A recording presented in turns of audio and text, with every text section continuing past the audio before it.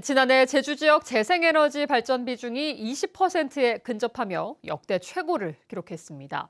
또 그린 수소 생산량도 1년 만에 15배 급증했습니다. 제주도가 에너지 대전환 비전 선포 1주년을 맞아 제시한 성과들인데요. 그러나 풀어야 할 과제도 많습니다. 송원일 기자가 보도합니다. 지난해 제주도 내 전체 전기 소비량 가운데 재생에너지로 충당한 비율은 19.96%. 전국 평균보다 2배 높은 역대 최고 기록입니다. 지난 14일에는 4시간 동안 도내 전력 수요를 100% 재생에너지로 충당하는 일시적 아리백을 전국 최초로 달성했습니다. 재생에너지로 만드는 그린 수소 생산량도 연간 1.9톤에서 29톤으로 15배 증가했고 수소로 움직이는 버스와 청소차 등 수소차도 72대로 늘었습니다. 제주도가 2035년까지 도내 전기 소비량의 100%를 재생에너지와 그린 수소로 만들겠다는 에너지 대전환 비전 선포 1주년을 맞아 제시한 성과들입니다. 그러나 풀어야 할 과제가 많습니다. 제주도의 목표대로 그린 수소 생산량을 현재 29톤에서 10년 뒤 2,000배 늘어난 6만 톤으로 늘리려면 생산 설비를 지금보다 150배 많은 500메가와트를 구축해야 합니다. 막대한 사업비 확보가 숙제입니다.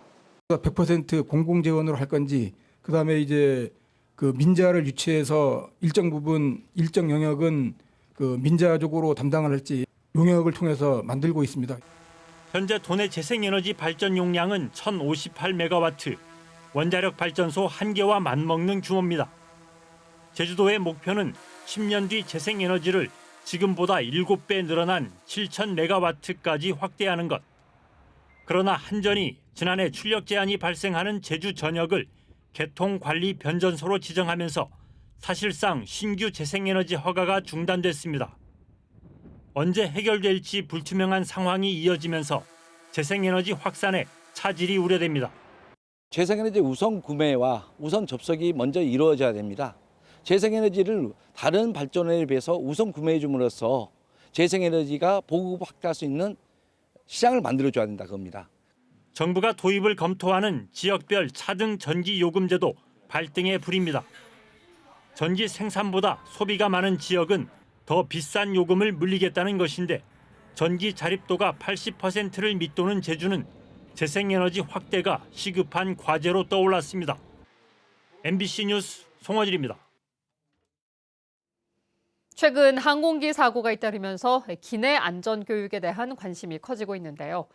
소방본부가 운영하는 안전체험관에서 항공기 안전교육이 진행되고 있는데 어린이뿐 아니라 성인들의 참여가 크게 늘고 있습니다. 이소연 기자입니다. 비행기가 난기류를 만나 갑자기 흔들립니다. 산소 마스크를 잡아당겨 코와 입에 대고 끈으로 고정시킵니다. 잠시 후 인근 터널 비상착수 예정입니다. 발 밑에 있는 구명조끼를 꺼내 착용한 뒤 충격 방지 자세를 따라합니다. 상체 숙이고 양손은 발목을 잡습니다. 내가 숙일 수 있을 만큼 최대한 숙이면 되겠습니다. 항공기 사고 상황을 가정한 안전교육입니다. 항공기 안전수칙과 슬라이드를 통한 비상탈출 체험을 통해 항공기 사고가 발생했을 경우 올바른 대처 방법을 배우는 겁니다. 프로그램은 재난 현장 전문가인 소방관이 직접 교육하며 매월 셋째 주 토요일에는 현직 승무원이 특별 항공 체험을 진행합니다. 특히 유아부터 성인까지 맞춤형 체험 교육으로 운영됩니다. 투명조끼에 바람 넣는 게 가장 신기했어요. 평상시에는 안 해봤는데 지금 여기에서 하는 게 신기했어요. 항공기 안전교육은 제주와 인천에서만 운영되고 있습니다. 체험을 일부러 하려고 찾게 되었어요. 어린이들 때부터 직접 체험할 수 있어서 사고 대비에 대해서 직접 공부할 수 있고 체험에 대해서 너무 좋은 것 같아요. 지난 2020년 문을 연 제주안전체험관. 태풍과 지진, 화재 등 6개의 프로그램이 운영 중인데 이 가운데 교통항공체험이 가장 인기가 많습니다. 올해 1월부터 최근까지 교통항공 체험객은 4,300여 명으로 지난해 같은 기간보다 11% 증가했습니다. 특히 성인 체험객의 비중이 1년 새 30% 가까이 늘었습니다. 관광객들의 방문율도 늘었을 뿐만 아니라 성인 단체 분들도 한번 체험을 하고 나시면 가족들과 함께 나중에 다시 체험을 하러 방문하시는 비율이 높아지고 있습니다. 제주 안전체험관의 인구 10만 명당 체험객 수는 13,000여 명. 전국 13개 체험관 가운데 1위입니다.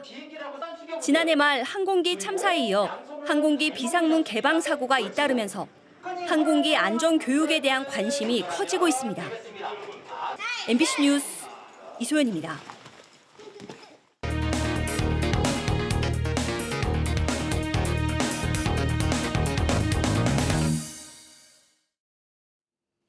제주 MBC는 추자도 수협 간부가 삼치 경매 과정에서 불법으로 대리 입찰을 했다는 의혹을 보도했었는데요.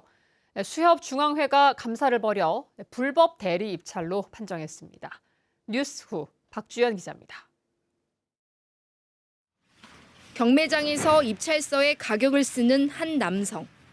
추자도 수협의 간부로 완도의 한 수협 중도매인에게 전화로 입찰가를 받아 불법 대리 입찰 의혹이 제기됐습니다.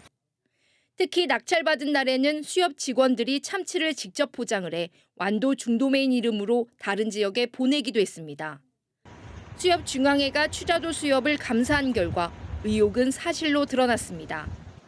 수협 중앙회는 추자도 수협이 2023년 9월 15일부터 7개월 동안 업무 처리 절차와 표준계약 체결 없이 중국 업체 담당자와 개인에게 전화를 받아 조합 명의로 삼치 20여 톤을 불법 대리 입찰하고 포장 작업까지 해 부적정하게 판매했다고 밝혔습니다. 불법 대리 입찰 거래로 추자도 수협이 삼치를 판매한 금액만 1억 1,000여만 원. 수협 중앙회는 추자도 수협의 엄중 기관주의를 처분했고 추자도 수협 조합장과 상임이사 직무대행, 지도경제상무 직무대행 등 모두 6명에게 경고 처분을 내렸습니다. 이에 대해 추자도 수협은 재발 방지를 위해 보도가 나간 직후 징계위원회를 열어 상임이사 직무대행을 과장으로 강등하고 나머지 간부 직원을 다른 부서로 발령냈다고 밝혔습니다. 하지만 감사를 청구한 중도매인은 감사 이후에도 불법 대리 입찰이 계속되고 조사도 부실했다며 경찰에 고소하겠다는 입장입니다. 징계 수위는 상식적으로 이해할 수 없는 결과가 나온 것 같습니다.